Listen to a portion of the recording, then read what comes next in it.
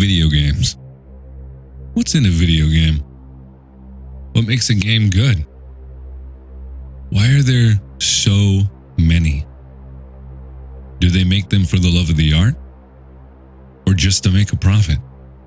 Well, to me, gaming used to mean something. It was a release from a long day at school, and also an amazing way to hang out with my friends. We marveled over the latest and greatest in graphics and gameplay. One of my fondest memories in gaming is going over to my friend's house and seeing Tom Clancy's Splinter Cell Chaos Theory load up for the first time, and being absolutely amazed at the graphics and the voice acting. That game made it to my personal top 5 list of the greatest games of all time. And I'm sure there are many fans out there that agree with me.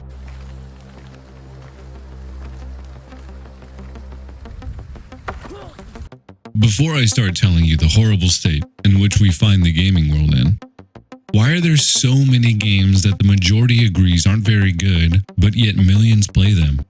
So why is that? Let's start by shedding some light on the current culture surrounding gaming.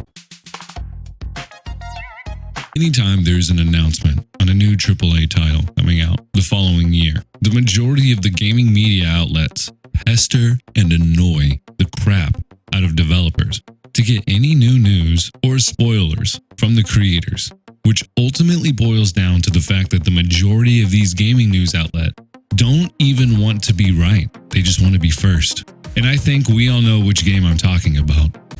Cyberpunk could have been an amazing game, and in all aspects, it still is a good game. But it could have been better, an instant classic.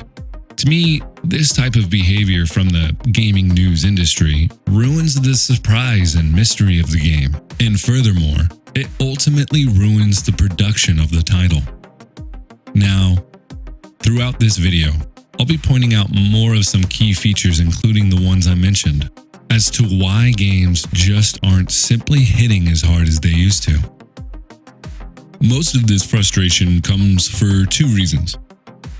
Most games today just simply aren't released as complete games. They are released with this release it now and fix it later mentality.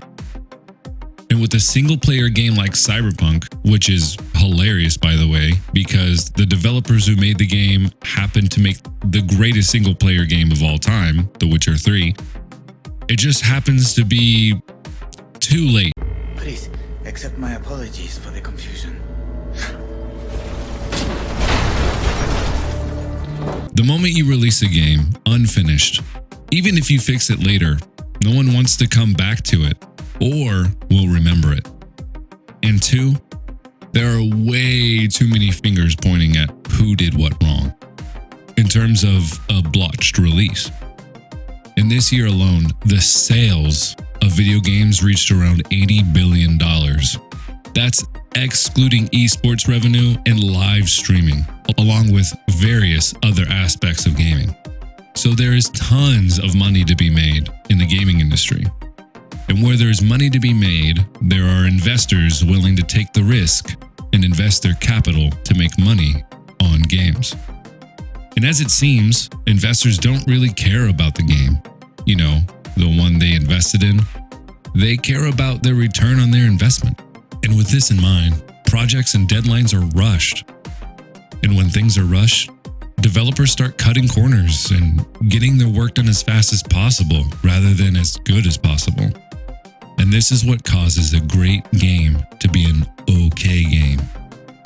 Now, let's be fair. There is indeed some good content out there in the multiplayer world that is finished.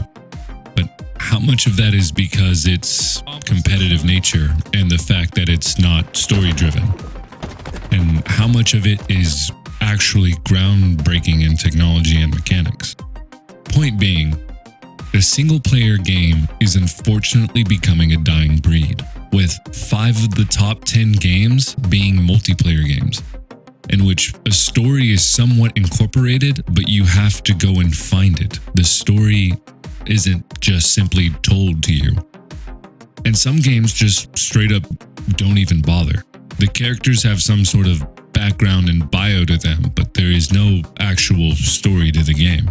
This may just be me being an older fellow and my brain is still functioning as if it were the olden days again, but I really do think the older way is the better way regarding the single-player world of gaming.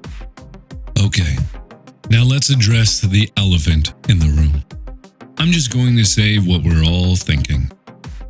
Microtransactions are ruining games. So much so that every time a friend tells me to try a new game, it's free, I immediately think, oh, well, it's filled with microtransactions and that's how they make their money, so it's probably not very good. Which I'm just saying, if a product is free, you are the product. However, Fortnite is huge, and so is CSGO, and a lot of other free games.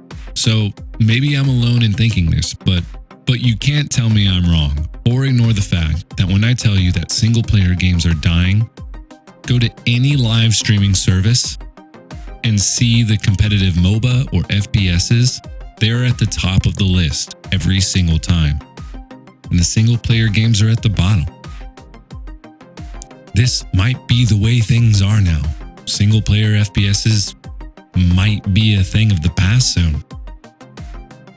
But to me, a good game has both amazing multiplayer and single-player gameplay. Both Halo and Splinter Cell alike are prime examples of a complete instant classic video game. But is this at the fault of society?